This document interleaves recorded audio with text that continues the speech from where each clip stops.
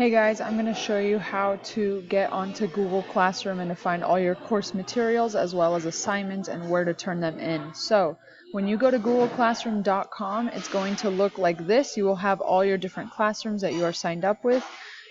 You will click on your class. So say you are in 4th hour Modern World History. Here on the stream, we are on the stream tab. You are going to find our daily posting, and I will post all our daily lessons on here. You will also be able to see what assignments are due soon right here. Alright?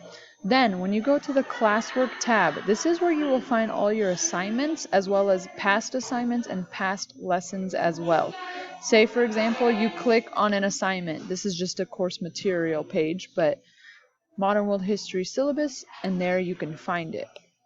When you go to week lessons, it's going to have every lesson that I've posted before here on the post. Once I go to assignments, once I start posting assignments on here, then you will be able to look at the assignment and turn it in right there as well.